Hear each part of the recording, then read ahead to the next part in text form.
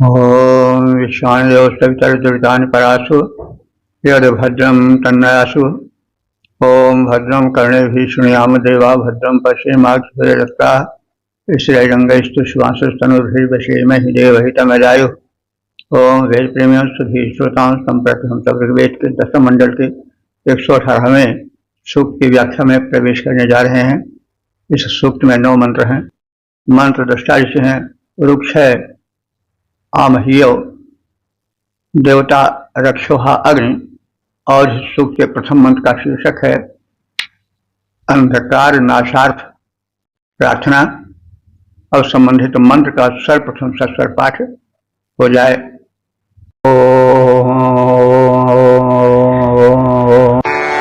अग्नेहं संज्ञा अत्र नन्दे जन्मर्त्येष्वा स्वेक्षजे एष जव्रता।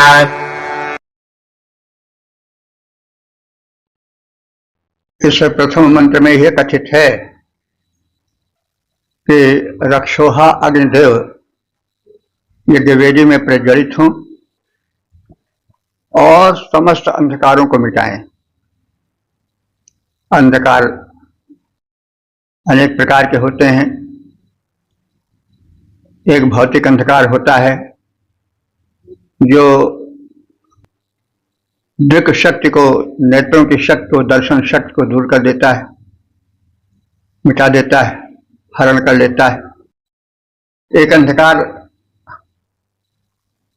आंतरिक अंधकार होता है जो जीवात्मा के चारों ओर छा करके सत्य को देख सकने वाली शक्ति को समाप्त कर देता है। ईश्वर अंश जीव अविनाशी चेतन अमल सहज सुख राशि सो माया बस परो गोसाई बधो कीर मरकट की नाई।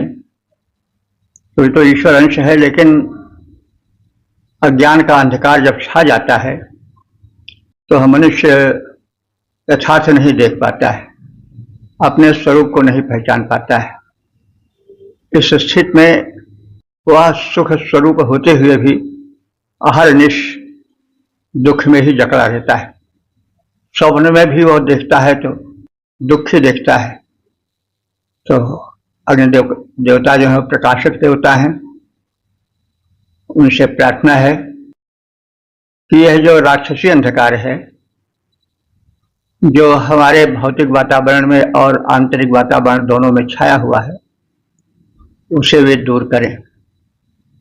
तो रक्षोहा यानी राक्षसों का जो हनन कर दें, नष्ट कर दें, वो रक्षोहा है। तो रक्षोहा जो जीवन को नष्ट कर दे या जीवन में विष घोल दे, वो राक्षस है। तो राक्षस एक वृत्ति है, आकृति नहीं कोई है। वो तो आंतरिक कुरूपता जो है वो चेहरे पर वर्णन में आ जाती है। तो वास्तव में राक्षसी एक वृत्ति है। मनुष्य भी कहते हैं बड़ा राक्षस है, राक्षसी वृत्तियां घेरे हैं। तो वे जो कि ज्ञान के प्रकाश को दूर कर दें, सत्यासत्य की पहचान न हो पावे, जीवन भटकन से भर जाए, वही अंधकार है। वो ज्ञान जन्य अंधकार भी हो सकता है, भौतिक अंधकार भी हो सकता है। तो इसलिए आवश्यक है कि प्रकाशक देवता से प्रार्थना की जाए कि वे हमारे जीवन को अंधकार से मुक्त करें। तमसो मा ज्योतिर्गमय असदो मा सद्गमय। तो यह वेद की प्रार्थना भी है। तो अंधकार से उबरने की प्रार्थना है और इन रक्षोहा अग्निदेव से राक्षसी विघ्नकर्ता जो कुवृत्तियां हैं उनको विनष्ट करने की प्रार्थना है, क्योंकि प्रार्थना बड़ी आवश्यक है। और मनुष्य की शक्ति इन राक्षसी वृत्तियों से निपटने में स्वयं सक्षम नहीं है। किसी का सहारा लेना पड़ता है। हों हार्यों कर जतन विविधि विधि अतिशय अजल अजय अतिशय प्रबल अजय तुलसीदास बस होई तब जब प्रेरक प्रभु बल जय। तुलसीदास जी संत थे, साधक थे, तो ये हार कर कहते हैं, कहना पड़ जाता है कि मैं तो बहुत कोशिश कर चुका हूं। हों हार्यों कर जतन विविधि विधि, एक नहीं अनेक प्रकार से यत्न किया, लेकिन मैं उन पर अधिकार नहीं कर पाया, हार गया। तो अब तो आप ही का सहारा है, आप ही अगर आधार दोगे तो ये राक्षसी कुवृत्तियां, मानसिक चांचल्य, उसका विकार नष्ट हो पाएगा।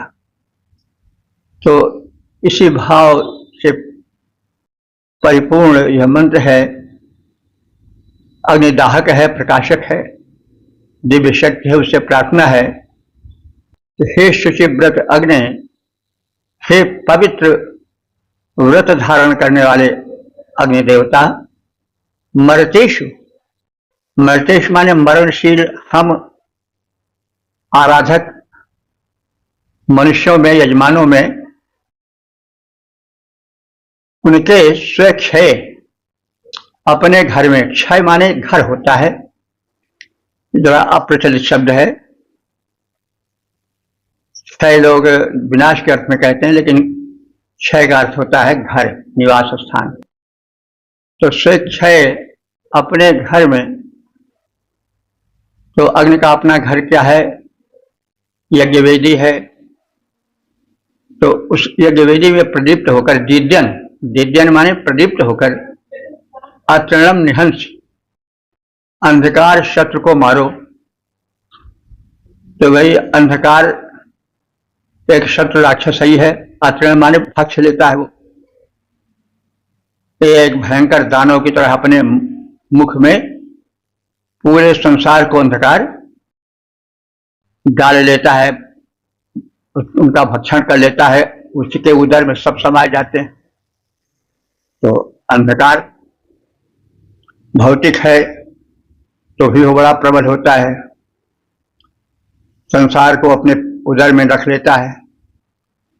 तो अतृणम माने भक्षी अंधकार को, निहंस माने मार डालो। तो अब यज्ञ गृह, यज्ञ वेदी जहां अग्नि प्रज्वलित हैं, यज्ञ जीवन भी एक यज्ञ है, और हृदय यज्ञ वेदी होगा, इसलिए वे हृदय में प्रदीप्त हों, हमारे हृदय में छाए हुए गहन अंधकार को वे मिटा दें और हमें प्रकाश में लाएं। तमसो मा ज्योतिर्गमय की पुकार होती ही रही है श्रुति ग्रंथों में। तो जीवन को अंधकार से प्रकाश में लाना, प्रकाश रूपी दानों को, मतलब प्रकाश रूपी जो दिव्य शक्ति है उस अंधकार रूपी दानों को खा ले, इस दिव्य देव की शक्ति उसके प्रकाश में विचरण कर रही है। उससे प्रार्थना है कि हमारे जीवन को प्रकाशित करो, और हे प्रकाश के मूल केंद्र, प्रकाश के उत्पादक अग्निदेव, तुम हमारे जीवन में और संपूर्ण विश्व में छाए हुए अंधकार रूपी दानों का विनाश कर दो। जन जन के मन में जो छाया हुआ है अज्ञान का अंधकार, उसे भी दूर कर दो, हमें भी मुक्त कर दो उस अंधकार से। तो हे पवित्र व्रती अग्निदेव, शुचिव्रत, तो शुचिव्रत शब्द सूचित करता है कि अग्निदेव पवित्र व्रत वाले हैं, नियम वाले हैं। व्रत लोग कई प्रकार से धारण करते हैं, कोई आवश्यक नहीं कि कोई व्रत कर रहा हो तो वो पवित्र ही हो। लोग गलत व्रत भी करते हैं, मारण मोहन उच्चाटन के लिए भी वो व्रत करना शुरू कर देते हैं। तो अग्नि ऐसे नहीं है, वे पवित्र व्रती हैं। उनका व्रत है कि संसार से अंधकार दूर हो, और पवित्रता का प्रसार हो।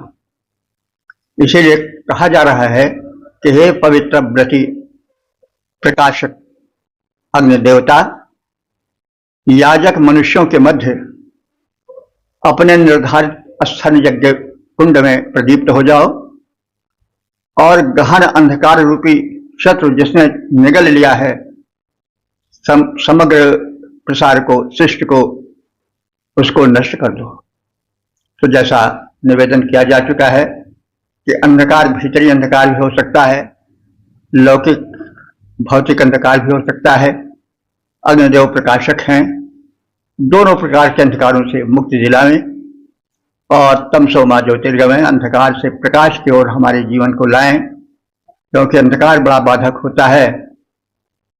तो कर को धारा न पाइए जो घर दिया न हो, अगर प्रकाश न हो तो पास ही में रखी वस्तु भले ही वो हीरा जवाहरात कितनी ही कीमती वस्तु क्यों न हो, लेकिन अगर अंधकार ने अपने उदर में उसको निगल लिया है तो बिना प्रकाश के उसको पाना कठिन हो जाता है। तो इसलिए प्रकाशक अग्नि देवता से, जिनका कि विशेषण है रक्षोहा, राक्षसी शक्तियां जो कि मानव के आगे बढ़ने में, उसके सुख शांति में बाधक बनकर आते हैं, वो राक्षस हैं। उनकी शक्तियां राक्षसी शक्तियां हैं। वे छिपे हुए दुर्गुणों के रूप में भी आ सकते हैं कि मनुष्य के हृदय में तमाम दुर्गुण हैं, और वे कीटाणुओं के रूप में भी, जैसे वायुमंडल में भिन्न भिन्न रोगों के कीटाणु तैर रहे हैं, वे मनुष्य के शरीर में प्रवेश होकर के रोग बना करके प्राण हरण कर लेते हैं, तो भी राक्षस हैं। अग्नि के दाह से, अग्नि के प्रकाश से, अग्नि की ऊष्मा से उनका भी विनाश होता है।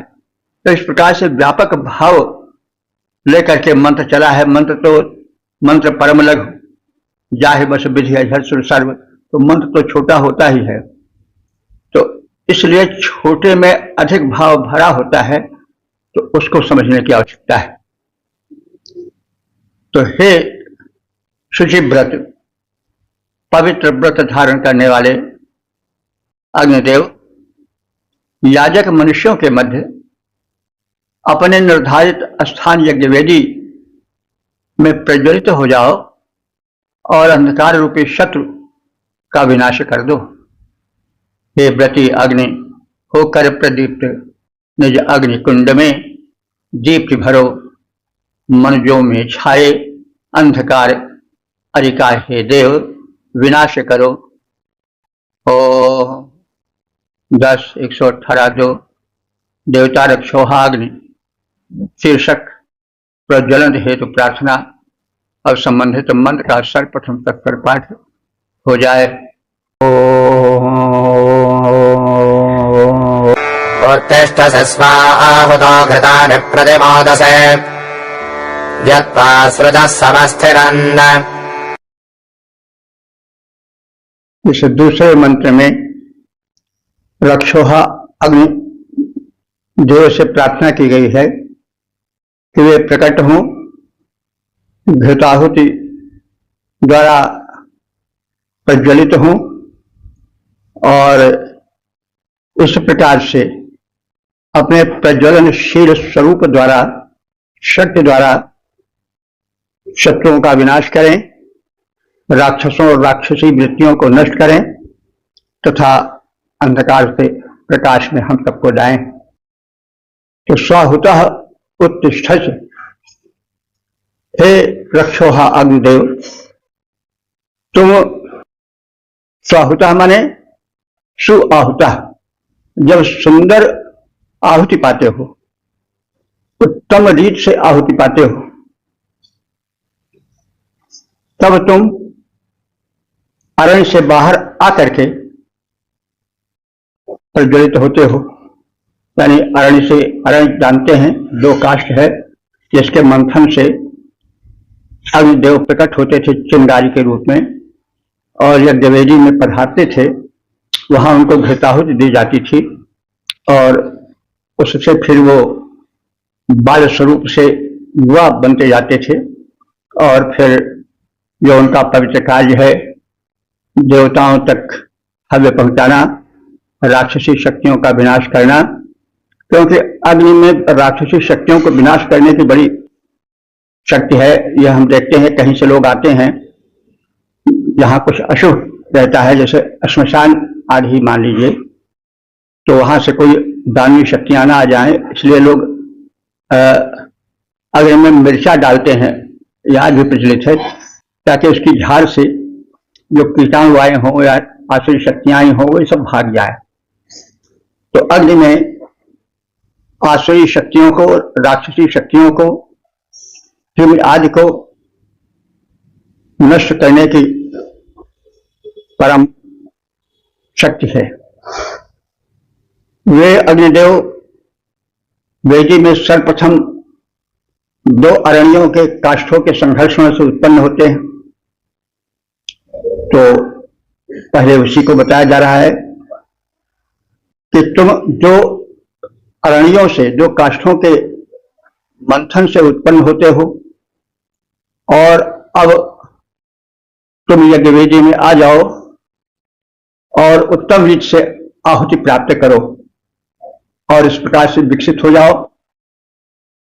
घृतानि प्रमोद से हम सब तुमको घृताहुति द्वारा प्रसन्न कर रहे हैं, प्रदीप्त कर रहे हैं। तो सोचा समस्थिरन, शुक नामक यज्ञ पात्र से तुम वृद्धि पाते हो, अस्त उस पात्र को तुम्हारे समीप लाया जाता है। तो शुक शुआ आज उसको कहते हैं। जब अग्नि प्रज्वलन होता है वेदी में, तो एक परोधा जो है वो सुआ द्वारा घी परोसता है, आहुति देता है घृत की। तो उससे अग्निदेव प्रबल रूप धारण करते हैं और फिर आगे की प्रक्रिया आहुति प्रदान आदि की प्रारंभ होती है। तो अब यह तो प्रारूप है सामान्य, इसका आध्यात्मिक प्रारूप भी लिया जा सकता है कि जो प्रकाशक देव हैं वे ऐसे नहीं आते हैं, मंथन करना पड़ता है और 2 अरण्यों का मंथन होता है। तो 2 अरण्या कौन होगी?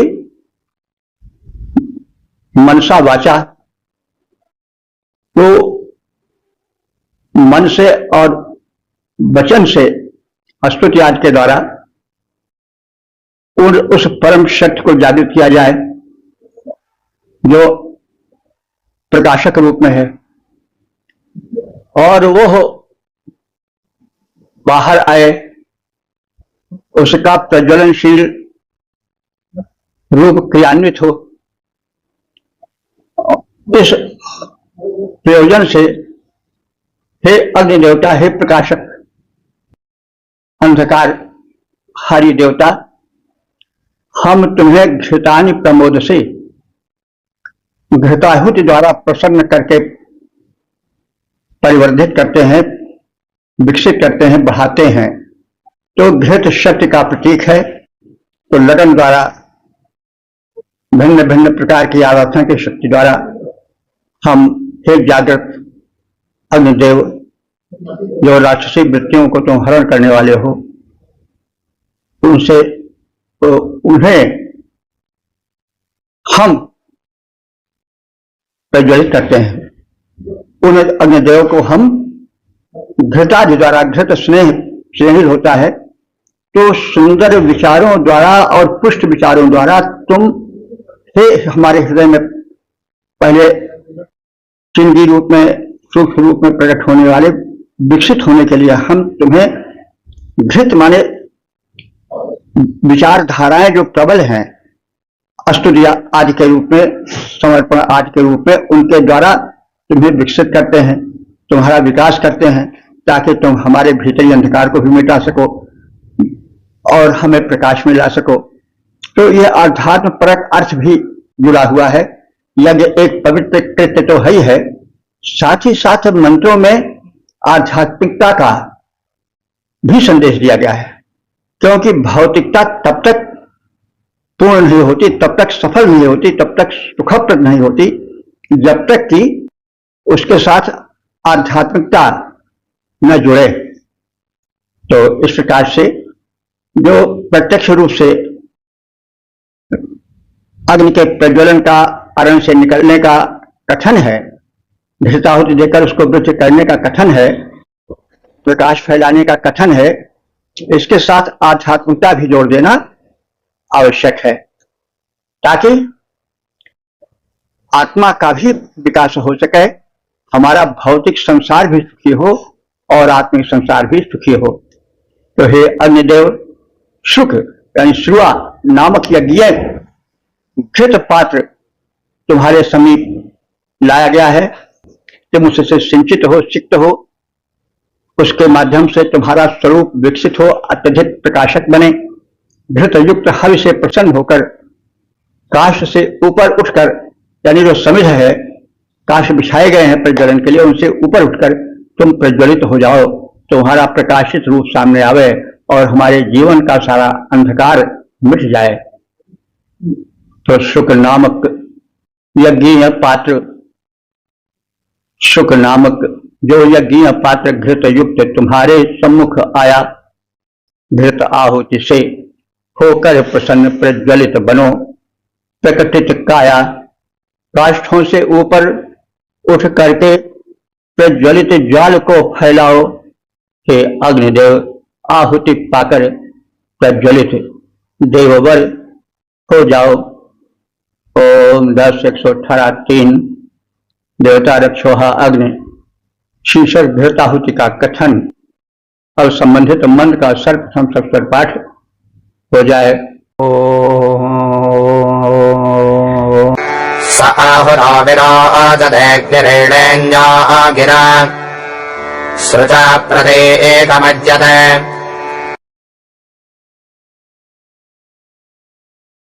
इस तीसरे मंत्र में अग्निदेव जो बाल स्वरूप में है, अभी बिल्कुल जिनकी ज्योति क्षीण सी है, उनको घृताहुति से प्रज्वलित करने, उनके स्वरूप को अधिक प्रकटित, विकसित, प्रकाशित करने के लिए प्रार्थना की जाती है, आहुतियां डाली जाती हैं और फिर उनकी प्रार्थना कर उन्हें प्रसन्न किया जाता है। तो गिरा माने होता है स्तुति वचनों द्वारा। तो हे अग्नि देवता, तुम्हें हम सब उपासक गिरा स्तुति वचनों द्वारा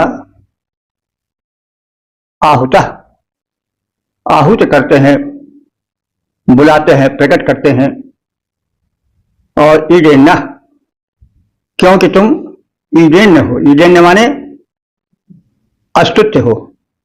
तो हे अग्निदेव, तुम अपने प्रबल शक्ति के कारण, लोक हितैषी वृत्ति के कारण, शक्तिमत्ता के कारण ईडेन्य हो। ईडेन्य माने अस्तुत्य हो, अस्तुत्य के योग्य हो। इसलिए हम तुम्हारे उपासक गण गिरा स्तुति भरे वाक्यों के माध्यम से तुम्हारी स्तुति करते हैं। आहुता माने और प्रेम पूर्वक सादर बुलाते हैं। सह अग्नि, इस प्रकार से आहूत है अग्नि देवता, विलोचते, तुम प्रकाशित होते हो। स्तुति के द्वारा, लगन के द्वारा, घृताहुति के द्वारा, प्रेम पूर्ण समर्पण के द्वारा तुम विकसित होते हो। तुम्हारा प्रारूप प्रबल होने लगता है। और प्रतीकम श्रुता अद्यते, प्रतीकम माने सबसे पहले। हे अग्निदेव, तुम ही श्रुआ अद्यते, घृताज से श्रुआ के माध्यम से प्रज्वलित होते हो, तुम ही पहले बुलाए जाते हो। तो अग्नि की महत्ता के वो संकेत है। सबसे पहले अग्नि बुलाए जाते हैं, प्रज्वलित किए जाते हैं, उसके पश्चात फिर देवों को आहुति दी जाती है, देवों को बुलाया जाता है। यह क्रम है। अध्यात्म प्रकृत अगर देखें तो इसमें यह है कि प्रथम अपने हृदय में उस अग्नि को जागृत करो, जो कि परमात्मा तक पहुंचाने के लिए प्रकाश का मार्ग बनाती है, ऊर्जा प्रदान करती है। तो पहले तो वृत्ति साधारण रहती है, लेकिन धीरे धीरे वह वृत्ति आराधना वाली, उपासना वाली बढ़ती रहती है। जैसे अग्निदेव पहले अल्प रूप में रहते हैं, रगड़ से पैदा होते हैं और फिर घृत आदि को पा करके विकसित होते हैं। वैसे जो हृदय में साधना की लगन की अग्नि है वो बहुत थोड़ी रहती है, लेकिन धीरे धीरे उसे प्रार्थना के घृत से, शक्ति से बढ़ाया जाता है और फिर जीवन का कल्याण होता है, अंधकार का विनाश होता है। और इस अग्निदेव को सभी देवों के पहले बुलाया जाता है। यानी हम अपने हृदय में पहले आग जगाएं। आग जगाने का मतलब हुआ लगन जगाएं। अपने हृदय में एक उत्कंठा लाएं, एक विश्वास लाएं, एक लगन लाएं और उस लगन को धीरे धीरे बढ़ा करके, धीरे धीरे प्रार्थना आदि के माध्यम से, तत्परता के माध्यम से आगे बढ़ा करके अपने जीवन को दिव्य बनाएं और अन्य देव शक्तियों को बुला करके संपूर्ण रूप से अपने को शक्तिमान बनाएं, क्योंकि नर ही नारायण बन जाता है, तो सब जानते हैं। तो मनुष्य की आत्मा में अपार शक्ति है, उसको जगाने के लिए प्रार्थना की घृत की, यानी घृत शक्ति का भी प्रतीक है। तो प्रार्थना की शक्ति, समर्पण की शक्ति, लगन की शक्ति से उस दिव्य प्रकाशक दिव्य देव को हम बुलाएं। उसके माध्यम से अन्य देवों, अन्य दिव्य शक्तियां हैं, उनको भी बुलाएं और अपने जीवन को परम दिव्य बनाएं। सादर समाहूत अस्तुति मंत्रों से अस्तुत अग्नि देवता प्रदीप्त होकर प्रकाशित होते हैं, वेदी में प्रकाशित होते हैं। हृदय भी वेद का ही है, जीवन भी यज्ञ है। यज्ञ वैशेष तमाम कर्म, जितने श्रेष्ठ कर्म हो सब यज्ञ हैं। तो यज्ञ में प्रकाश की, जीवन यज्ञ में भी प्रकाश की, भौतिक यज्ञ में भी प्रकाश की और ऊर्जा की आवश्यकता होती है। तो इस दृष्टिकोण को सामने रखकर अर्थ जगत में प्रवेश करें। तो सादर समाहूत अस्तुत मंत्रों से अस्तुत अग्नि प्रदीप्त होकर प्रकाशित होते हैं। सभी देवों से पहले उन्हें शुक्र, जो घृत परोसने वाला आहुति मतलब प्रज्वलित अग्नि में डाले जाने पर अग्नि को और प्रज्वलित करने का जो साधन है घृत, उसको परोसने वाला जो पात्र होता है उसको शुक्र कहते हैं। आज सुआ नाम से उसको जाना जाता है। तो हम यह शुक्र आध्यात्मिक अर्थ में लें तो लगन है, विचारधारा है, अध्ययन है, स्तुति है और जप तप आदि तमाम हो जाएंगे साधन। शुक्र एक साधन है। वैसे दैवी शक्ति विकास के लिए हमें साधन की आवश्यकता होती है। यम, नियम, आसन, प्राणायाम, प्रत्याहार, धारणा, ध्यान, समाधि साधन ही है। तो जीवन दिव्य ऐसे नहीं बनता है। अग्नि की उपासना की जाती है। अग्नि क्या है? आग है, लगन है। जब वो लगन लग जाती है, प्रदीप्त हो जाती है, तब फिर जीवन धन्य होने लग जाता है। अस्तुति मंत्रों से समाहूत प्रज्वलित अग्नि हैं हो जाते, सारे सुरमंडल से पहले शुक्र से घृत आहुति वे पाते। ओम 10 118 4 देवता रक्षोहा अग्नि, शीर्षक प्रकाशक अग्नि और संबंधित मंत्र का सर्वप्रथम सस्वर पाठ हो जाए। घृतेनाग्निः समज्जते मधुप्रदेक आहुतः रोचमानो विभावसः। इस चौथे मंत्र में यह कहा गया है कि अग्नि देवता जो बड़े सूक्ष्म रूप में, बहुत लघु प्रारूप में मंथन से प्रकट होते हैं। उनका वो शिशु रूप होता है, कोमल रूप होता है, लेकिन फिर आहुति आदि दे करके उनको प्रज्वलित किया जाता है। फिर वे प्रबल होते जाते हैं, फिर वे देवावाहक बन जाते हैं, देवों को बुलाने वाले बन जाते हैं, कामनाओं के पूरक बन जाते हैं, शोधक बन जाते हैं और प्रदूषण विनाशक बन जाते हैं। आदि आदि बातें कथित हैं इसमें कि अरण्य के माध्यम से आहुति द्वारा विकसित प्रज्वलित अग्नि कल्याण करें। तो अग्नि घृतेन समज्जते, अग्नि घृत आदि आहुतियों के द्वारा विकसित होते हैं, विधिवत सिंचित होते हैं और उनका प्रारूप विकसित होता है, प्रज्वलित होते हैं और लघु से फिर वे दीर्घ होने लगते हैं और फिर प्रबल से प्रबलतम हो जाते हैं। मधु प्रतीका, मधु माने मधुर घृत से वे जो हैं प्रज्वलित होते हैं।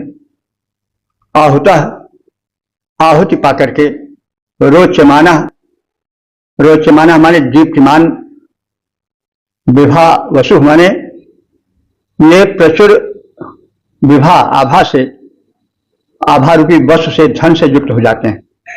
यानी अग्निदेव पहले लघु रूप में प्रकट होते हैं, फिर घृत आदि के द्वारा यज्ञवेदी में विकसित होते हैं, फिर उसके पश्चात आहुतियां पा करके वे प्रबल से प्रबलतम, प्रबलतर और प्रबलतम होते जाते हैं और कल्याण के लिए आगे बढ़ते जाते हैं। तो अब इसका अध्यात्म प्रकट ले सकते हैं कि पहले हमारे हृदय में लगन लगती है तो एक चिंगारी रूप में आत्मशक्ति जागृत होती है, फिर उसको घृत आदि माने शक्तिशाली प्रार्थना आदि के बल से विकसित करते हैं, यम नियम आदि से उसको और प्रबल बनाते हैं और जीवन को उससे प्रकाशित करते हैं और फिर उनके माध्यम से अन्य दिव्य शक्तियां हमारे जीवन में आने लगती हैं और मनुष्य जो है वो नर से नारायणत्व की ओर, मानव से देवत्व की ओर बढ़ता जाता है। तो जब अग्निदेव घृतादि हवे द्रव्यों से सिंचित होते हैं तब स्तुति और आहुतियों से वे सुतृप्त होकर प्रचुर प्रकाश से संयुक्त होते हैं। जब घृतादि की आहुतियों से अग्निदेव सिंचित हो जाते, स्तुति आहुतियों से सुतृप्त होकर आलोक प्रचुर लाते। ओम 10 118 5 देवता रक्षोहाग्नि शीर्षक भक्तों द्वारा आह्वान और संबंधित मंत्र का सर्वप्रथम तत्पर पाठ हो जाए। जरमाणः समिद्धसे देवेभ्यो हव्यवाहना तन्वा आहवन्तमर्त्याः। इस पंचम मंत्र में यह कथित है कि उपासक अग्नि देवता का आवाहन करते हैं, स्तुतियां सुनाते हैं, उन्हें शिष्य रूप से आगे बढ़ा करके घृतादि आहुतियों द्वारा प्रज्वलित करते हैं और इस प्रकार से दिव्य शक्तियों का आवाहन होता है और जीवन जगत धन्य होता है। हव्यवाहन, हे हव्यवाह अग्निदेव, अब अग्निदेव का रूप प्रज्वलित हो गया है, वे हव्यवाह बन गए हैं। हव्यवाह माने देवताओं तक यज्ञ भाग पहुंचाने वाले, यानी देव शक्तियों को यज्ञ का भाग पहुंचाकर पुष्ट करने वाले। तो हम सब जानते हैं कि दिव्य शक्तियां जो हैं वह आहुतियों से, यज्ञ से अधिक दिव्य होती हैं। यज्ञ का वैज्ञानिक महत्व भी है, प्रदूषण दूर होता है। दिव्य शक्तियां कौन है? वायु, आकाश, पृथ्वी, जल, यही सब दिव्य शक्तियां हैं, यही सब देव हैं। परमात्मा का इसी रूप में प्रकटीकरण हुआ है सृष्टि में, इसी से पंच तत्व बने हैं और विकास हुआ है जीव जगत का। तो इसलिए अग्नि देवता के माध्यम से हव्यान प्रस्तुत करने से देव शक्तियां प्रबल होती हैं। देव शक्तियां जब दिव्य होती हैं तो मानव भी उनसे दिव्य होते हैं। ये बात कही गई है, गीता में भी है, हम लोग जानते हैं, तीसरे अध्याय में विस्तार से की गई है कि देवता और मनुष्य मैत्री भाव से रहें। देवता कौन है? यही वातावरण, पृथ्वी, आकाश, वायु आदि, तो अग्नि आदि, तो इन्हीं से हमारा शरीर भी तो बना है पंचतत्व का। और यही जब विकसित होता है, संतुलित रूप में रहता है तो हमारा जीवन सुखी रहता है, सशक्त रहता है। जब ये दिव्य शक्तियां क्षीण होने लगती हैं या प्रदूषित हो जाती हैं तो हमारा जीवन भी रोग शोक से भर जाता है। जैसे आजकल देखा जा रहा है कि प्रदूषण है चारों ओर, हवा में भी है, जल में भी है और वनस्पतियों में भी है। तो ये सब देव शक्तियां हैं, लेकिन ये देव शक्तियां समर्थ हैं, लेकिन इनका और मनुष्यों का संबंध है। जब मनुष्य इनको पुष्ट करेगा तभी तो वे सुख देंगे, परस्पर एक दूसरे का सहयोग होगा तभी तो विकास होगा। जैसे शरीर है और आत्मा है, तो भाई जब शरीर ठीक रहेगा स्वस्थ रहेगा, सबल रहेगा, तभी जो है वह आत्मशक्ति भी जगेगी। क्योंकि दुर्बलों के लिए जो रुग्ण हैं, चारपाई पर करा रहे हैं, उनको ना यह लोक है ना परलोक है, वो तो लाचार हैं, उठ बैठ नहीं सकते हैं, कमजोर हैं। तो दुर्बलों दैव घात का, दुर्बलों का शत्रु जो है भाग्य भी बन जाता है, देव शक्तियां भी उसके शत्रु हो जाती हैं। तो इसीलिए यह वैज्ञानिक साधन है, यज्ञ किया जाए। जो वायु देवता हैं, जल देवता हैं, पृथ्वी देवता हैं, आकाश देवता हैं, अंतरिक्ष हैं, जिनसे कि हमारा शरीर पंच तत्व से बनता है, उसी से विकसित होता है, उसी से हम सुख दुख सब सुख भोग सकते हैं, दुख को हम भगा सकते हैं। तो यह एक वैज्ञानिक संबंध है और यह सब यज्ञ द्वारा संभूत होता है। तो देवताओं को भी यज्ञ की आवश्यकता है। देवताओं की शक्ति मनुष्य बढ़ाते हैं और मनुष्यों का कल्याण देवता करते हैं। बात स्पष्ट है कि देव कौन है, जैसे बताया गया नहीं, वैदिक देव हैं ये सब। तो ये सब जब पुष्ट होते हैं, जल पुष्ट होता है, वायु स्वस्थ होती है, वायु प्रबल होता है, और सर्वत्र जो उससे उत्पन्न फल फूल वनस्पतियां औषधियां अन्न आदि हैं, तो ये सब जब पुष्ट होते हैं तभी शरीर भी तो पुष्ट होगा, और शरीर भी तो पंचतत्व ही का है, यही तो पंचतत्व देव है। तो ये बहुत वैज्ञानिकता और मर्म वाले कथन है। तो हे हव्य वाहन, हे आहुतियों को देवताओं तक, दिव्य शक्तियों तक ले जाने वाले अग्निदेवता, जरमाणा देवेभ्या समिध्य से, जरमाणा माने स्तुतियों द्वारा प्रार्थित, देवेभ्य देवताओं के लिए तुम जो है समिध्य से समिधित किए जाते हो, यानी विकसित किए जाते हो। समिधा द्वारा तुम दीप्त बनाए जाते हो। तो समिध शब्द है नहीं, समिध कहते हैं काष्ठ को, और समिध से वही से बन गया नामधातु। तो काष्ठ द्वारा तुम विकसित किए जाते हो, यानी काष्ठ प्रज्वलित होता है, देव तुम्हारा रूप विकसित होता है, और फिर उसके द्वारा उसमें आहुति डाल करके और यज्ञ कृत्य पूर्ण किया जाता है। और फिर वो सब यज्ञ भाग धूम आदि जो है जिसके में पौष्टिकता भरी है, वो देव शक्तियों के पास जाती है। देव शक्तियां जब प्रसन्न होती हैं, पुष्ट होती हैं, तो मानव भी पुष्ट होते हैं। बात तो वैज्ञानिक है, क्योंकि जल जब दूषित होता है तो आदमी का स्वास्थ्य, वायु जब है दूषित होगा तो जलवायु दूषित होगा तो आदमी स्वस्थ रह ही नहीं सकता है। लोग कहते हैं हमको पानी वहां नहीं लग रहा है, सूट नहीं कर रहा है। तो अब इस वैज्ञानिकता समझना चाहिए, यज्ञ विज्ञान को समझना चाहिए। और ये दैवीय शक्तियां जो अग्नि आदि हैं, ये कितनी स्वाभाविक है, प्रतीक नहीं है, बल्कि ये हमारे जीवन के आधार हैं। इन्हें जो पंच तत्व हैं, इन्हीं से हमारा शरीर बनता है और यही देवता हैं। तो हम अपने शरीर को पुष्ट करेंगे तो हमारा शरीर हमारी आत्मा को पुष्ट करेगा, हमारे विचारों को पुष्ट करेगा, सात्विक बनावेगा, सबल बनावेगा। तो एक दूसरे के पूरक हैं।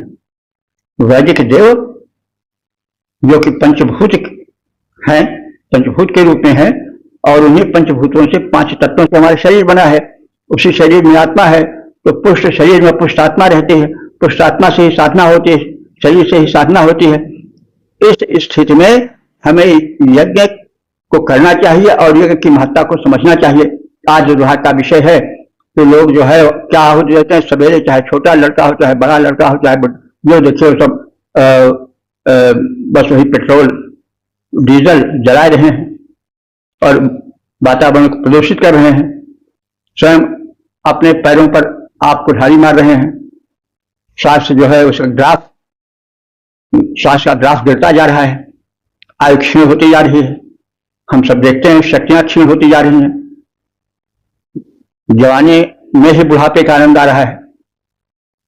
तो कहने की मतलब कि देवेभ्या समिध्य से, ये जो अग्नियां और जो समिधाएं प्रयुक्त हो रही हैं, यज्ञ के कर्म को संपन्न कर रही हैं, वो सब देवेभ्या, देव शक्तियों के लिए हो रहा है। देव शक्तियां कौन है, जैसा कहा गया है, इन्हीं से हमारा शरीर बना है और इसी शरीर में, इसी शरीर पर आत्मा सवार होकर चलता है और विजय पाता है संसार पर। तो इस प्रकार से यज्ञ की वैज्ञानिकता, आध्यात्मिकता को समझना चाहिए। तो देवों के लिए, हे अग्निदेव तुम प्रयुक्त हो, तम ता मर्त्या हवंत, उस तुझ प्रज्वलित अग्नि को हम मनुष्य जो हैं वो आहुतियां देते हैं जन कल्याण के लिए, देव कल्याण के लिए। देव कल्याण और जन कल्याण परस्पर मिले हुए हैं, अलग नहीं है।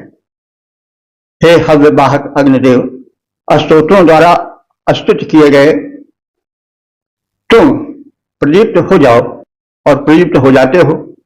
तुम्हें भक्तजन बुलाते हैं, उनका कल्याण करो, देवों को प्रसन्न करो। हम देवों को यज्ञ भाग द्वारा स्वीकृत करते हैं, हमारा और देवों का मैत्री भाव बना रहे। हे हव्यवाह, स्तोत्रों के द्वारा प्रदीप्त हो जाते हो। जब तुमको भक्त बुलाते हैं, हे अग्निदेव तुम आते हो, हमारा जीवन जग सफल बनाते हो, स्वस्थ और संपदा लुटाते हो। ओम 10, 118, 6 देवता रक्षोहाग्नि शीर्षक घृताहुति देने का कथन। अब संबंधित मंत्र का सर्वप्रथम सत्वर पाठ हो जाए।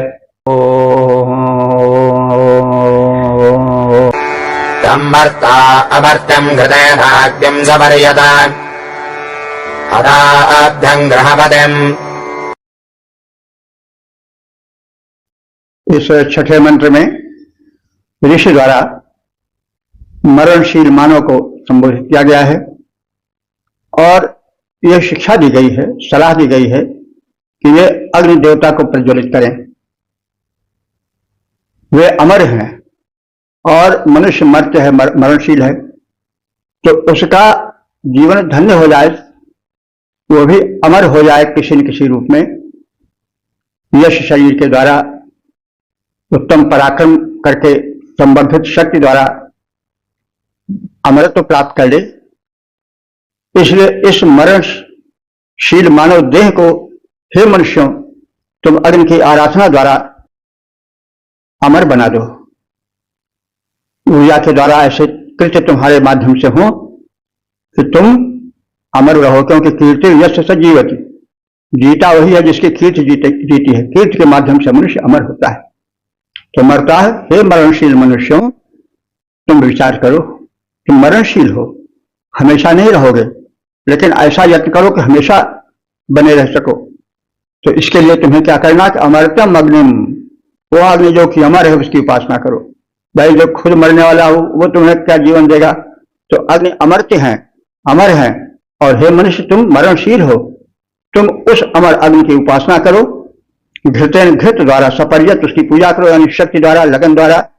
घृत शक्ति का भी प्रतीक है, सपर्यत माने पूजा करो। और अधाव्यम, अधाव्यम माने अदम्य, उस गृहपति अग्नि देवता को, गृह के स्वामी को तुम अपने गृह में विधिवत उसको उपास्य बना करके उपासना करो, पूजा करो, उनकी घृताहुति करो और उनसे शक्ति प्राप्त करो। वे शक्ति रूप है, उनसे शक्ति लो। तो प्रकाश रूप है, उनसे प्रकाश मांगो, उनसे ऊर्जा मांगो। और वे अमर हैं, उनसे अमरत्व मांगो। और हे मरणशील मानव, तुम इस प्रकार से अपने जीवन को धन्य बना लो। हे मरणशील मनुष्यों, अग्निदेव अमर हैं, अदम्य हैं और गृह के स्वामी हैं, उनकी पूजा घृताहुति द्वारा करो और अपने को धन्य बना लो। हे मर्त्य मानवो, अग्नि देवता अमर अदम्य दिखाते हैं, घृताहुति से पूजो उनको, वे गृह स्वामी कहलाते हैं। ओम 10, 118, 7 देवता रक्षोहा अग्नि शीर्षक राक्षसों को भस्म करने की प्रार्थना और संबंधित मंत्र का सर्वप्रथम सत्वर पाठ हो जाए। अदाभ्येन शोदिशाग्ने रक्षस्पन्दः गोपानतस्य देदेः। इस 7वें मंत्र में अदम्य परम शक्ति संपन्न दिव्य देव अग्नि की प्रार्थना है। उनसे निवेदन है कि वे राक्षसी शक्तियों का, दुर्वृत्तियों का विनाश करें और जीवन यज्ञ को धन्य बनावें, उसकी रक्षा करें। अग्नि हे हित में आगे रहने वाले देवता अग्नि, तो अधाव्य तुम अदाभ्य हो, माने अदम में हो, किसी के द्वारा दबाए नहीं जा सकते हो, परम सशक्त हो, सबल हो।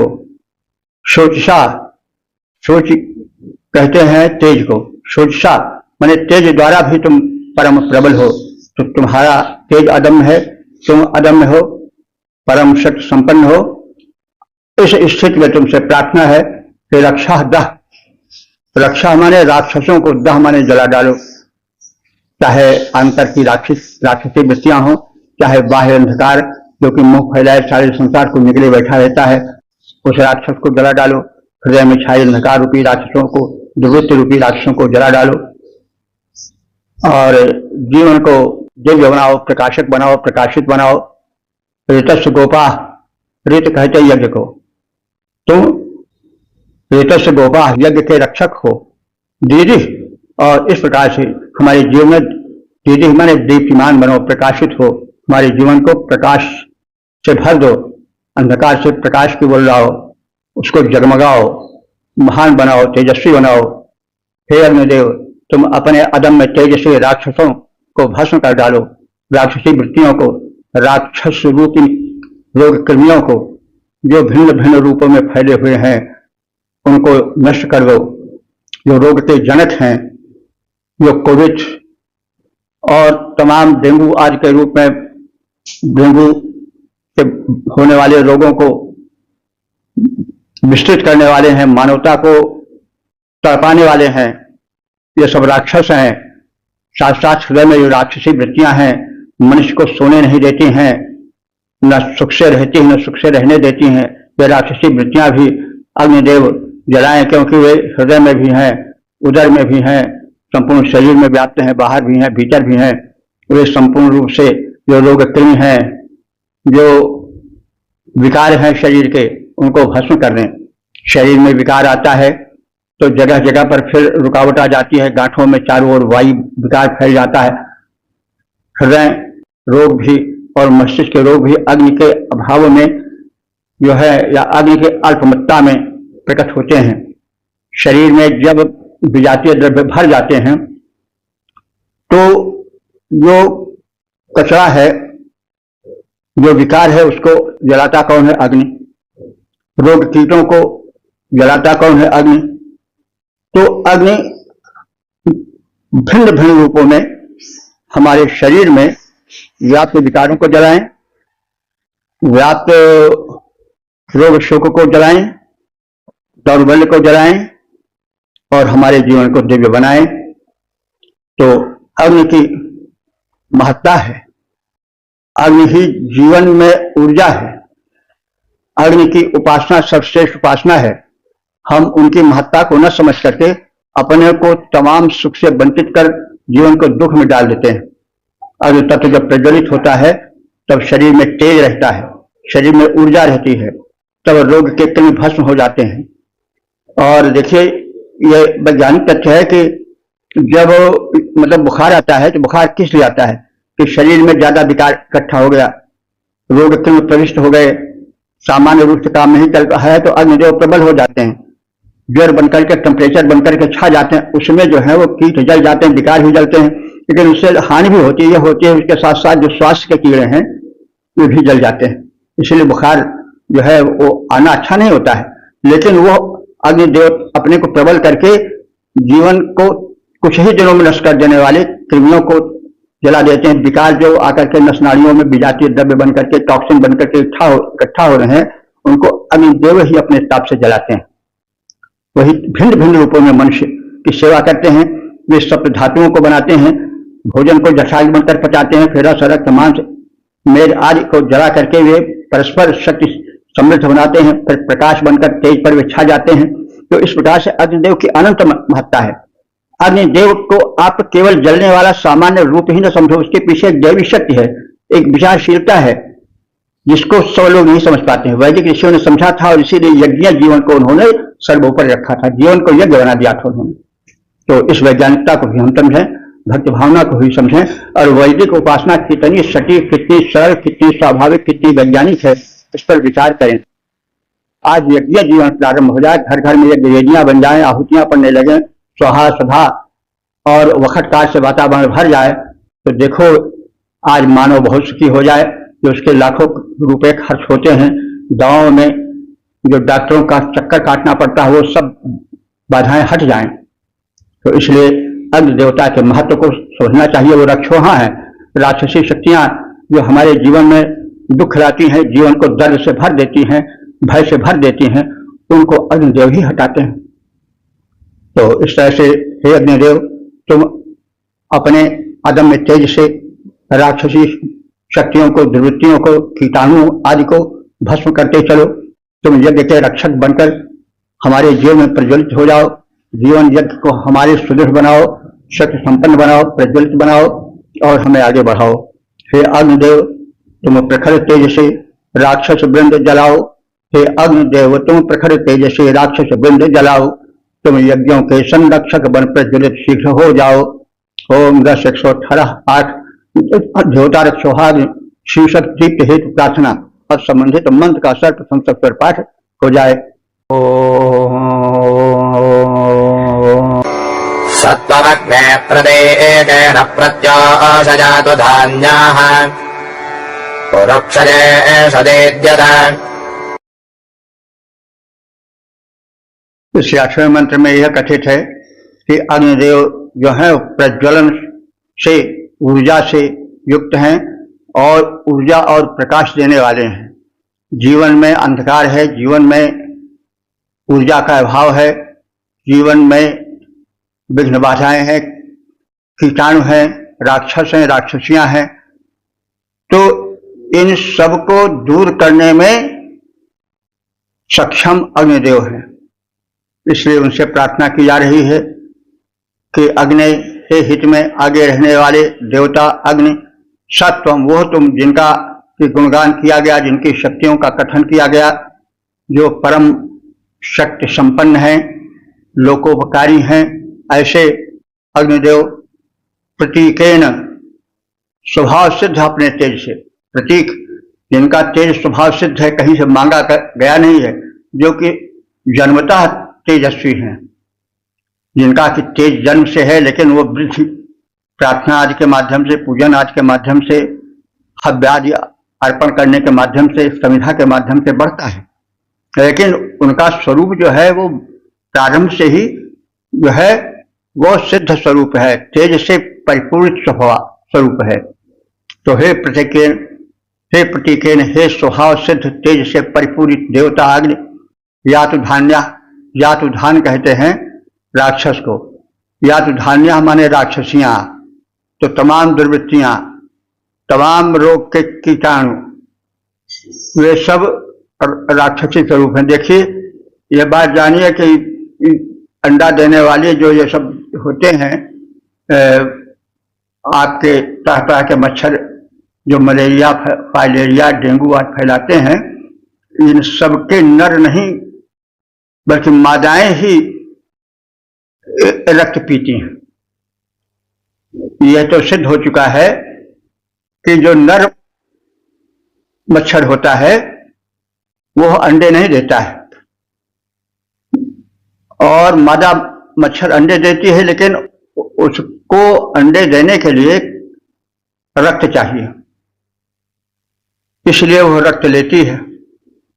और इनके विषय में कहा गया है कि ये एक शरीर में से जब रक्त लेते हैं तो उस रक्त को फिर वे दूसरे शरीर में जाती हैं और डंक से अपने उस शरीर में उस रक्त को डाल देती हैं और फिर उसका रक्त ले लेती हैं।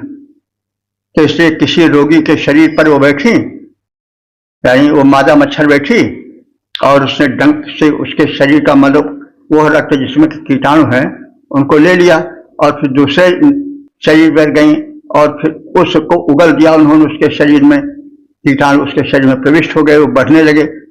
और ये कीटाणु बढ़ते कैसे हैं, ये थोड़े बड़ी देर तक अंडा देते रह जाए, ये एक कीटाणु हुआ तो वो टूट जाता है, टूटकर 1 से 2 हो गया, फिर 2 से 4 ये बड़ी जल्दी बढ़ते हैं। और ये कोई विलंब थोड़े कि कोई अंडा बच्चा इनको थोड़ी देना रहता है, ये टूटते जाते हैं और टूट करके इनकी संख्या बढ़ती जाती है। तो ये कुछ ही घंटे में बड़े व्यापक हो जाते हैं, एक से अनेक हो जाते हैं। तो ये सब वैज्ञानिकता है, और इस वैज्ञानिकता की झलक जो है वो वैदिक मंत्रों में मिलती है। तो राक्षसियों को कहा गया नहीं, यहाँ पर राक्षसियां कहा गया, राक्षस नहीं कहा गया। मान लीजिए ये कीटाणु जो है वो राक्षस हैं, लेकिन नर नहीं घातक होते हैं, मादाएं घातक होती हैं। उन्हीं के जरिए कीटाणु फैलाए जाते हैं, अंडे बच्चे पैदा किए जाते हैं, और वही रक्त चूसती हैं। वो जो नर मच्छर है वो तो कानों में भंड से कर देता है बस, लेकिन रक्त चूसती हैं यही, और यही सब कष्ट देती हैं। नर मच्छर काटता नहीं है, मादाएं काटती हैं। तो इसलिए हे अग्नि देवता, तुम ही समर्थ हो इन यातु धान्या माने इन राक्षसियों को नष्ट करने में, और प्रत्योष तुम इनको भस्म कर दो, नष्ट कर दो, जला डालो। और उर माने विस्तृत होकर, क्षेष, क्षय कहते हैं घर को, क्षेष माने घरों में, मानवों के घरों में, दीर्घत माने प्रदीप्त होते रहो, उनके घर को तमाम बाधाओं से, अंधकार के प्रसार से दूर करते रहो, पालन करते रहो, उनका पोषण करते रहो, घर का, घर के निवासियों का, आदि आदि। तो हे अग्निदेव, तुम अपने नैसर्गिक तेज से राक्षसियों को भस्म कर डालो। अपने प्रशस्त स्थानों पर रहकर तुम दीप धारण करो, मानवों के घरों को प्रकाशित करो, अंधकार को दूर करो, रोग कृमियों को भस्म कर डालो, राक्षसियां नष्ट कर डालो। तो हे अग्नि, राक्षसियों को जला, सारी बाधाओं का करो निवारण। हे अग्नि, राक्षसियों को जला, सारी बाधाओं का करो निवारण। निज विस्तृत स्थानों पर रहकर करो दीप्तियां धारण। ओम 10 118 9 देवता रक्षोहाग्नि शीर्षक परम पूज्य अग्निदेव। अब संबंधित मंत्र का सर्वप्रथम सप्तर पाठ हो जाए। तन्त्वा आगेर्भिर्वक्षजाः व्यवाहं समेधिरे यज्येष्ठं मानुषयजने।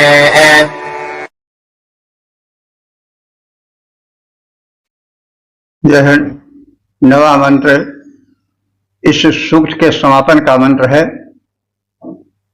इसमें विवाह अग्नि की महत्ता का और उनके द्वारा संरक्षण हो और मनुष्य की भक्ति उनके प्रति बढ़ती जाए, यज्ञ के प्रति प्रवृत्ति बढ़ती जाए, सत्य को जानकर मानव जाति अग्नि के महत्व को समझे और जीवन को धन्य बनावे, ऊर्जस्वल बनावे, प्रकाशित बनावे, आरोग्य से परिपूरित करे। तो अग्नि, हे हम सब मानवों के हित में आगे रहने वाले देवता अग्नि, उरुक्षया, उर माने व्यापक, क्षय माने निवास स्थान। तो तुम्हारा निवास स्थान व्यापक है, यानी अग्नि सर्वत्र है, जाति वेद है, सबको जानते हैं, क्योंकि हर जगह अग्नि है, जल में भी अग्नि है। अब बताइए, आग और जल की, जल में मित्रता नहीं होती है, बुझाने एक दूसरे को मतलब जलाते बुझाते हैं, लेकिन निवास स्थान अग्नि का जल में भी है। बिजली जो चमकती है वो जलों के बीच में, बादलों के बीच में ही चमकती है, और विद्युत योजना भी जल के माध्यम से चलती है, जल विद्युत योजना। तो अग्नि का निवास जल में भी होता है, इसलिए ये उरुक्ष हैं, इनका निवास स्थान बहुत व्यापक है। कहा जहां प्रभु नहीं, सर्वत्र ये हैं, तन में भी है, मन में भी है, चारों ओर है। अग्नि जब जलती है तो निराश्वास का खेल कहो यदि आग नहीं है गाने में। गायन में भी आग होनी चाहिए, यानी ऊष्मा होनी चाहिए। ये नहीं कि री री टी टी, ये कोई संगीत नहीं है। तो वही गान है जो आग लगा दे, जो उत्साह भर दे, और जिस गायन को सुन करके जीवन जो है विलासता से भर जाए, वो निराश्वास का खेल कहो यदि आग नहीं है गाने में। तो सदैव आग का निवास स्थान सूक्ष्म से स्थूल सर्वत्र व्याप्त है, भाव जगत में भी अग्नि की व्याप्ति है। तो हे अग्नि, हे हित में अग्रगण्य रहने वाले सर्वव्यापी अग्निदेव, तुम्हारा क्षय माने निवास स्थान उर माने व्यापक है, सर्वत्र व्याप्त हो, सर्वद्रष्टा हो और सर्वज्ञ हो और अंतर्यामी हो, सर्वव्यापी हो। हविवाहम, हे हव्य का वहन करने वाले अग्निदेव, यजिष्ठम त्वा, तुम यजिष्ठ हो, यजिष्ठ माने परम पूजनीय हो, पूज्यतम हो, ऐसे तुमको गिरभी समिझरे, गिरभी माने अस्तुति वचनों द्वारा हम समिझरे माने प्रदीप्त करते हैं, ताकि हमारा जीवन प्रकाशित हो, धन्य हो, स्वास्थ्य से संपन्न हो। हे अग्निदेव, तुम्हारा निवास स्थान विस्तृत है, व्यापक है और तुम विलक्षण हो। तुम हव्यवाह हो, देवताओं तक, दिव्य शक्तियों तक हमारे संदेश, हमारे अर्पण को, समर्पण को पहुंचाने वाले हो। तुम्हें स्तुतियों के साथ हम प्रज्वलित करते हैं। प्रज्वलित होकर तुम हमें ऊर्जा दो, हमें प्रकाश दो, हमें हमारे मनोरथ सिद्ध के वाहक बनो, कारणभूत बनो। तुम मनुष्यों के अत्यंत पूज्य हो। तुम्हारा वंदन है, अभिनंदन है। हे अग्निदेव, तुम हव्यवाह विस्तृत अद्भुत, तेरा निवास अस्तुति द्वारा होते प्रदीप्त, तुम मनुजों में हो पूज्य खास। इस प्रकार से हमने ऋग्वेद के 10वें मंडल के 118वें सूक्त के 9 मंत्रों की व्याख्या का संक्षिप्त ज्ञान प्राप्त किया। अब तक के जो मंत्र व्याख्यायित हो चुके हैं उनकी संख्या 10,149 हो चुकी है। यह साक्षात प्रभु कृपा है, वेद भगवान की अनुकंपा है। तो यह सूक्त जो है रक्षोहा अग्निदेव को समर्पित है। अग्नि के अनेक प्रारूप हैं जिसको हम कहते आए हैं, आप सब जानते भी हैं, दोहराने की आवश्यकता नहीं। अग्नि सर्वव्यापी है, तन में है, मन में है, धन में है, हर जगह अग्नि है। जहाँ ऊर्जा है वहाँ अग्नि है और अग्नि संपूर्ण रूप से रक्षा करने वाले हैं। और जो राक्षसी वृत्ति के हैं, जो मानवता को सुख से सोने नहीं देते, जो रोग शोक फैलाते हैं, जो त्रास देते हैं, उनको हनन करने वाले ये रक्षोहा अग्निदेव हैं। यही रक्षोहा अग्निदेव इस सूक्त के उपास्य देव हैं, देवता हैं। ये प्रकट होते हैं, ये पहले काष्ठ में, अरण्य में छिपे रहते हैं अंतर्यामी रूप में, लेकिन जब रगड़ होती है तब प्रकट होते हैं। वैसे जो हमारे हृदय में लगन है वो भी आग है। अग्नि देखिए, जहां उत्साह होगा, जहां ऊर्जा होगी, वहां अग्नि का कोई न कोई रूप होगा। क्योंकि जब तक अग्नि रहेगी तब तक ऊर्जा नहीं रहेगी। तो चाहे भाव ही हो, जब आदमी में अग्नि यानी ऊर्जा का प्रवाह होता है तब शब्दों में भी अग्नि ऊर्जा बनकर आती है और शब्द प्रभावशाली बनते हैं। शब्द जो हैं इतने प्रभावशाली होते हैं कि मनुष्य को क्या से क्या बना सकते हैं। एक शब्द से कितने ऊंचे उठ गए तुलसीदास जी। अस चरमय देह यता में ऐसी पीठ जो होती रघुनाथ में नहीं होती भवभीत। तुलसीदास जी सब आप सब जानते हैं। फिर मुर्दे पर चढ़ करके नदी पार किए, फिर आधी रात को सांप था लटका, उसके जरिए अपनी पत्नी रत्नावली के पास गए, प्रेम में व्याकुल थे। उस समय जो उसने शब्द कहा कि आप इस तरह से इस अष्ट चर्ममय देह पर आकर्षित होकर के स्वामी इतनी दूर दौड़े आए, ऐसा दुस्साहस किया। अरे यह लगन अगर भगवान में होती तो तुम्हारा जीवन धन्य हो जाता। अब वो बात लग गई और रत्ना के उस वाक्य ने तुलसीदास को तुलसीदास बना दिया। वे तुलसीदास जो आसक्ति के कीचड़ में, दलदल में जकड़े हुए थे, फंसे हुए थे, उनका उद्धार हो गया, दानव से दिव्यत्व तो आ गया। तो कहने का तात्पर्य है कि अग्निदेव सर्वत्र हैं, शब्दों में भी हैं। एक शब्द व्यक्ति को कितना उठा देता है और वो गिरा भी देता है। तो अग्नि का सर्वत्र वास है, कहीं सूक्ष्म रूप में, कहीं स्थूल रूप में। तो यही राक्षसी शक्तियों को, दुर्वृत्तियों को विनष्ट करती हैं। रोग शोक के रूप में, रोग कीटों के रूप में, दुर्वृत्तियों के रूप में, जो भिन्न भिन्न प्रकार से दाहक प्रवृत्तियां हैं, कष्टकर प्रवृत्तियां हैं, नारकीय प्रवृत्तियां हैं, राक्षसी प्रवृत्तियां हैं, वे सब अग्निदेव के ताप से ही नष्ट हो सकती हैं। इसलिए उनको जगाना चाहिए। जैसे काष्ठ में छिपी होती है अग्नि, लेकिन जब संघर्षण होता है तो प्रकट होती है, वैसे तुम्हारे हृदय में, अंतरात्मा में भी वो अग्निदेव हैं जो कि सब कुछ कर सकते हैं। तो तुम रगड़ करो, पैदा करो और एक लगन लगाओ, अग्निदेव को प्रकट करो और वे जितने राक्षस राक्षसियां हैं उन सबको नष्ट कर देंगे। तुम्हारा जीवन धन्य हो जाएगा, तुम्हारा जीवन निर्विकार हो जाएगा, तुम्हारा जीवन निर्विघ्न हो जाएगा, तुम्हारा जीवन दिव्य बन जाएगा। इसलिए इन रक्षोहा अग्निदेव की उपासना करो। और सारे भाष्याद में तो आहुति की विधि भी बताई गई, ढंग भी बताया गया है कैसे उपासना किया है अग्नि की। तो उससे मंत्र से जो लाभ होता है वो लाभ भी मिलता है। इसको ज्ञाता लोग या जिज्ञासु लोग चाहें तो जान भी सकते हैं। तो अग्नि बहरहाल सब कुछ है, अग्नि ही उत्साह है, अग्नि ही बल है, अग्नि ही बुद्धि है, अग्नि ही ऊर्जा है, अग्नि ही जीवन है और अग्नि ही राक्षसी शक्तियों दुर्वृत्तियों के विनाशक हैं। वे ही जीवन में सुख संचार करने वाले हैं, ऊर्जा का प्रवाह लाने वाले हैं। ऐसी अग्नि को प्रदीप्त करो। वे अध्यात्म के रूप में भी ऊर्जा बनकर आवेंगे, भौतिक सिद्ध सफलता में भी उनका हाथ रहेगा, रोग शोक निवारण में भी वे साथ रहेंगे। तो इस प्रकार से अग्निदेव की उपासना करो और रक्षोहा अग्निदेव की, जो इस सूक्त के देवता हैं, उपास्य हैं, उनकी विशेष उपासना करो।